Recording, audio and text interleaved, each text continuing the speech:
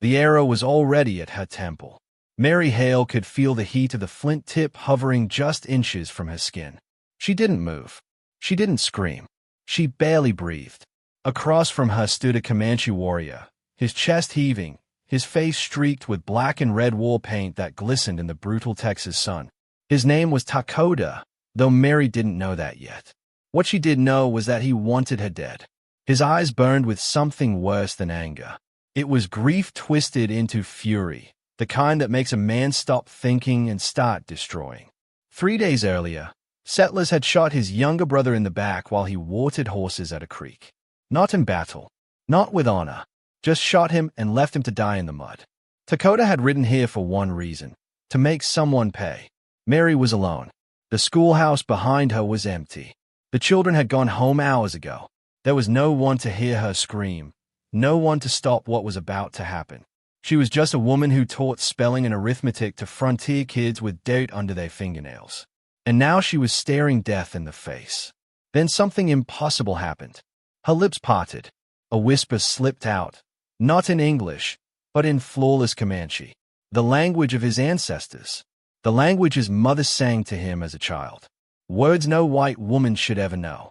His hand trembled. The bowstring went slack. The arrow fell to the dirt between them. Takoda stayed at her like the earth had just split open beneath his feet. Because what she said wasn't just words. It was something sacred. Something that reached past his rage and grabbed hold of something deeper. How did she know his language? And what did she whisper that shattered his fury in an instant? That morning, Mary had left before sunrise. She traveled alone in a borrowed wagon, cutting straight through Comanche territory because there was no other choice. Word had reached her 2 days earlier that her fiancé, a cavalry medic named Thomas, had disappeared during a raid near the outpost. Not killed, not captured, just gone. No one knew if he was alive or dead, and Mary refused to wait for answers that might never come. Most women wouldn't have made the journey. Most wouldn't have dared. But Mary wasn't like most women, even if she looked like she was. Quiet. Plain.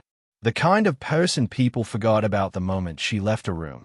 What they didn't know was that for the past 3 years, she had been studying Comanche language under an old linguist named Jacob Stern, a man the town called crazy because he believed understanding was the only way to stop the bloodshed. He had lived among the Comanche for decades before the wars began. He taught Mary not just words, but context, prayers, kinship terms, the kind of language that carried weight. She kept a notebook tucked inside her coat, pages filled with translations, phrases, meanings. She never told anyone about it. Not Thomas, not the other teachers. She knew how it would sound. The ambush happened fast. 3 riders appeared on the ridge, then 6, then more. Mary's heart slammed against her ribs, but she didn't scream. She studied their paint, the patterns on their horses.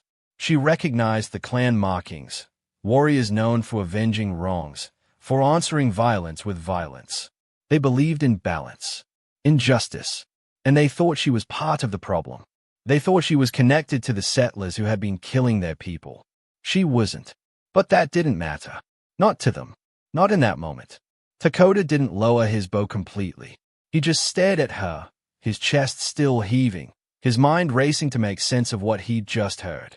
Who taught you those words? His voice came out rough, almost broken. He spoke in Comanche now, testing her, waiting to see if she would stumble. Mary's hands trembled, but she forced herself to answer. Her Comanche was slow, careful, but clear. White Fox. The man you called White Fox. He taught me. The name hit like a stone dropped into still water. Ripples of shock spread across the faces of the warriors who had circled around them. One of them, a younger man with a scar across his cheek, spat into the dirt and shook his head. White Fox is dead. He died winters ago. But Takoda didn't move. His eyes stayed locked on Mary's face, searching for lies, for cracks in her story. White Fox wasn't just a name. He was a legend. A white man who had come to their people decades ago, not as a trader or missionary, but as a listener. He learned their language. He lived their customs. Eventually, they adopted him into the clan. He became one of them. Then, years later, he vanished. Some believed he had died. Others thought he had returned to the white world and forgotten them entirely. White Fox taught you that prayer. Takota's voice was quieter now, but sharper, dangerous in a different way. Mary nodded. He said it was for those who lose someone they love. Someone taken too soon. Takota's jaw tightened, because she was right. The words she had whispered weren't just Comanche. They were sacred. A grief prayer spoken only by those who had lost blood kin. It was the exact prayer Takota had spoken over his brother's body 3 nights ago. The same words his mother had whispered when his father was killed. No outsider should know it. No white woman should be able to speak it with such perfect pronunciation, such weight. The warriors around him grew restless. One of them stepped forward. She's lying. She heard it somewhere and memorized it. Kill her and be done with this. But Takota raised his hand. No.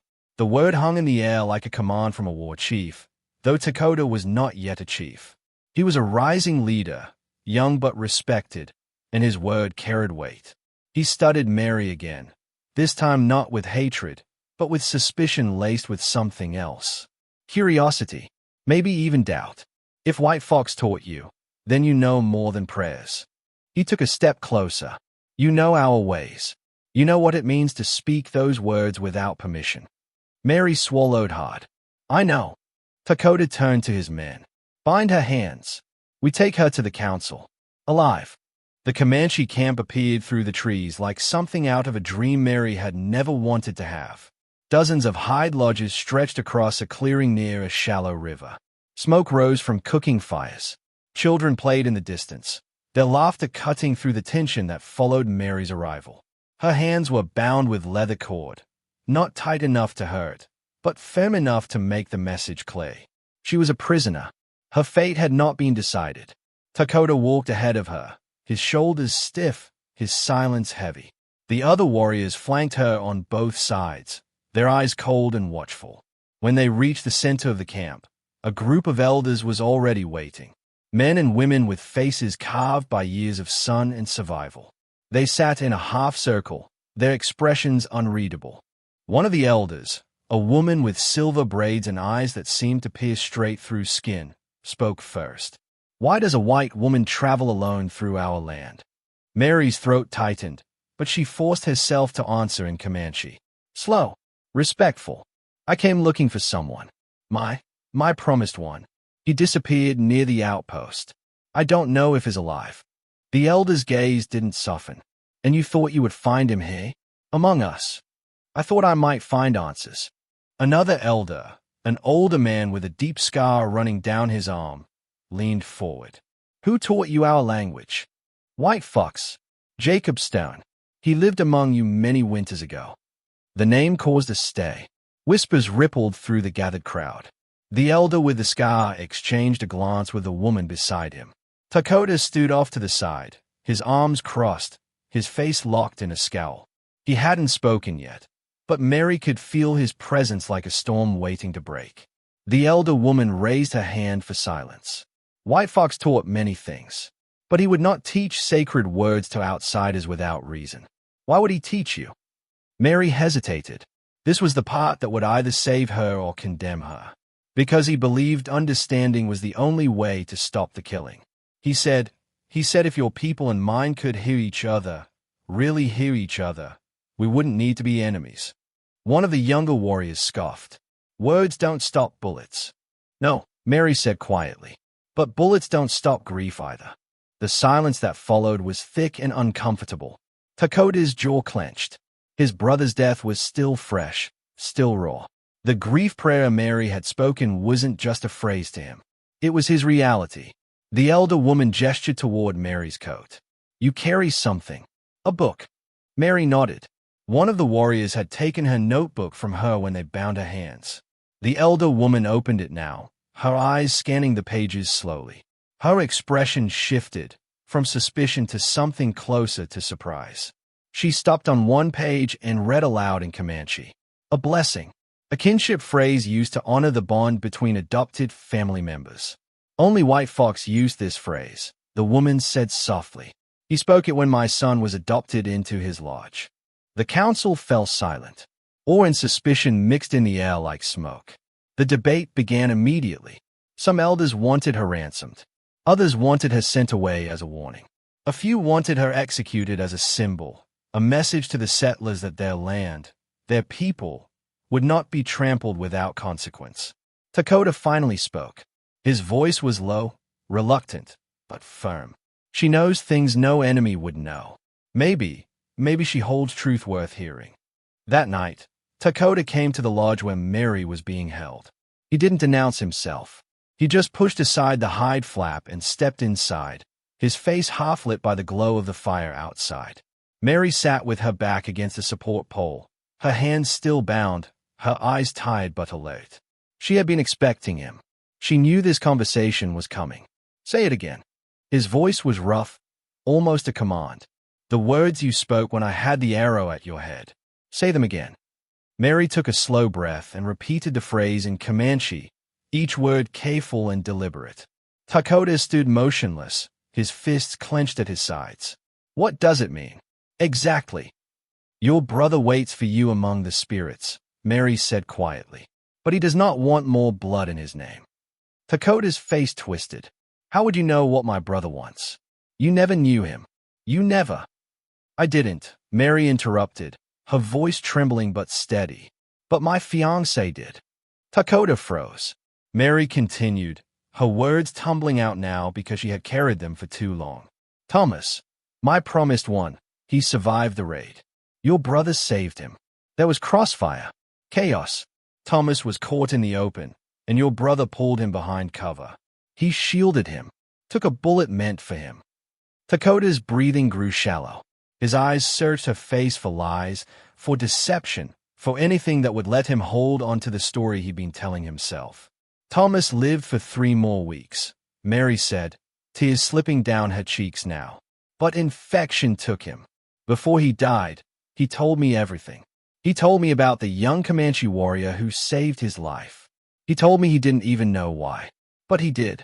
And Thomas made me promise, made me swear, that if I ever had the chance, I would find that warrior and tell him he was sorry. Sorry that your brother died protecting someone who wore the uniform of his enemies. Dakota staggered back a step. His legs seemed to give out, and he dropped to his knees. His hands covered his face, and for a long moment, the only sound in the lodge was his ragged breathing. Everything he believed shattered in that instant. He had ridden into that settlement consumed by one story, that settlers murdered his brother in cold blood, that they shot him in the back like a coward, that they took his life without reason, without remorse. And he had been ready to take a life in return. Mary's life, an innocent woman's life, all because of a story that wasn't true. His brother hadn't been murdered. He had died saving someone. He had chosen mercy in the middle of war. And Dakota had nearly destroyed that choice by taking revenge in his name. He didn't want this, Dakota whispered, his voice breaking. He didn't want me to. Mary said nothing. She just watched as the warrior before her crumbled under the weight of a truth he wasn't prepared to carry. His fury was gone. In its place was something far more painful. Grief without the armor of anger. Sorrow without the comfort of blame. The council gathered again at dawn. This time, the entire camp had come to witness. Warriors, elders, families, even the children stood at the edges, silent and watchful. The air was heavy with tension, thick with unspoken questions about what would happen to the white woman who knew their sacred language and what her presence meant for the path ahead. Some voices called for war. They spoke of broken treaties, of stolen land, of children who would never grow old because settlers had taken their futures. They wanted action. They wanted justice. And to them, Mary represented everything that had gone wrong. Others called for caution. They reminded the council that rage without wisdom led only to more graves. That revenge might feel righteous, but it rarely felt satisfying once the blood dried. Dakota stood in the center of it all, caught between 2 impossible choices. His duty was to his people. His anger had been righteous. But now, standing before the council with Mary's words still echoing in his mind, he felt the weight of something far heavier than duty. He felt the weight of truth. He spoke, not with the voice of a warrior demanding vengeance, but with the humility of a man who had been wrong. I came to you ready to kill, he said, his voice steady but quiet. I believe my brother was murdered in cold blood. I believe the settlers took his life without reason. I was wrong. The crowd stirred. Whispers spread like wind through dry grass. Dakota continued. This woman, Mary, she came to our land searching for answers. But she brought something more. She brought the truth. My brother did not die as I thought. He died saving a white soldier. He shielded him. He gave his life so another could live. That soldier was her promised one. And before he died, he made her swear to find me, to tell me, to honor my brother's choice. He turned toward Mary, his eyes no longer hard, no longer filled with the fire of revenge. She came alone, into our territory, knowing she might die, because she made a promise, because she believed understanding was worth the risk. The elder woman with the silver braids rose slowly. Her voice, when it came, carried the weight of decades. White Fox once told us that the spirits sometimes send messengers when words between people have become impossible. He said these messengers come not to take sides, but to remind us of what we have forgotten. She looked at Mary, then at Dakota, then at the gathered crowd. This woman is not our enemy. She is a messenger. She carries the words of a dying man who wanted peace, not more bloodshed. She speaks our language not to deceive, but to honor it. And she risked her life to deliver a truth that could have died with her. Another elder, the man with the scar, nodded slowly. White Fox disappeared because violence made his position impossible. He could not stand between two nations at war. But perhaps this woman can. The suggestion hung in the air, fragile and dangerous. The elder woman spoke again. There is a retaliatory strike being planned. Settlers believe we killed without cause. They do not know the truth. They will come with guns and fire, and more will die, unless someone stops them. She turned to Dakota. You are a warrior. You know the white man's outpost, and you know the cost of misunderstanding. Then she looked at Mary. And you know our words, our ways. You can speak for both sides. The weight of what she was suggesting settled over the camp like a storm cloud. Go together, the elder woman said. To the outpost. Carry the truth. Negotiate a temporary peace. Stop the cycle before it consumes us all. Dakota's face was unreadable. He looked at Mary, the woman he had nearly killed. The woman who had shattered everything he thought he knew. And slowly, reluctantly, he nodded. They rode at sunrise, Mary and Dakota, side by side across the open prairie, moving toward a horizon that neither of them had imagined they would reach together. The morning air was cool, carrying the scent of sage and distant rain. Neither spoke for a long time. Words felt too small for what had passed between them. As the sun climbed higher, Dakota slowed his horse and dismounted near a cluster of stones. Mary watched as he knelt, his hands moving with quiet reverence. He spoke in Comanche, a prayer, soft and private, thanking the spirits for returning his brother's honor, thanking Mary for carrying a truth that could have been buried forever. When he finished, he looked up at her. You gave me something I thought was lost. Mary didn't know what to say. She had come to this land broken, searching for a man who was already gone. And somehow, in the process, she had become a bridge between two worlds that had forgotten how to speak to each other.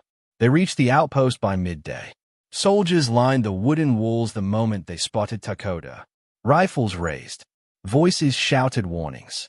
Fear rippled through the air like electricity. Mary raised her hand and rode forward first, positioning herself between the guns and the warrior who had once aimed an arrow at her heart. Stop, she called out, her voice steady. He's not here to fight. He's here because the truth needs to be heard. The commanding officer stepped forward, his face hard with suspicion. That's a Comanche warrior. We don't negotiate with. You do today, Mary interrupted. Because if you don't, more people will die over a lie. She told them everything. About Thomas. About Dakota's brother. About the act of mercy that had been mistaken for murder. About the cycle of vengeance that was about to consume them all unless someone had the courage to stop it. Dakota dismounted slowly. He reached for his bow, and the soldiers tensed. But instead of raising it, he laid it on the ground at his feet. A gesture, a symbol, not surrender, Dignity.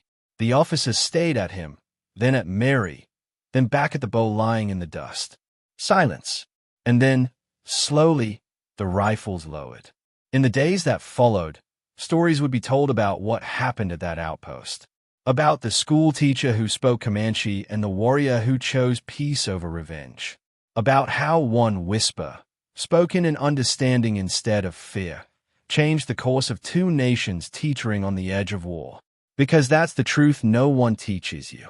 That history doesn't just turn on battles and treaties. It turns on moments, on choices, on the courage it takes to listen when everything inside you screams to fight. Mary Hale never became famous. Her name didn't appear in history books, but she became something far more important. She became proof that understanding, even when it seems impossible, is always worth the risk. And sometimes, all it takes is one whisper to shatter fury and change a heart forever. So here's what I want to know. Where are you watching this from right now? Drop a comment and tell me, because stories like Mary's didn't just happen on the frontier. They happen wherever people choose understanding over fear. And I want to know where you are in the world, carrying that same choice forward. And here's the harder question. What would you have done in Mary's place? Would you have ridden alone into enemy territory with nothing but a notebook and a promise? Would you have whispered those words, knowing they might be the last thing you ever said? Think about it. Really think about it. Then tell me in the comments. If this story moved you, hit that subscribe button. Because tomorrow, I'm bringing you another frontier story with a twist you absolutely won't see coming. Trust me on that. And speaking of twists, up next, a captive rancher wakes up in an outlaw camp, certain he's about to die. But when the outlaw leader steps into the firelight and rolls up his sleeve, the rancher sees something impossible. The exact same scar he's carried since childhood. The same shape, the same place. And suddenly, everything he thought he knew about his past shatters in an instant. You're not going to want to miss that one.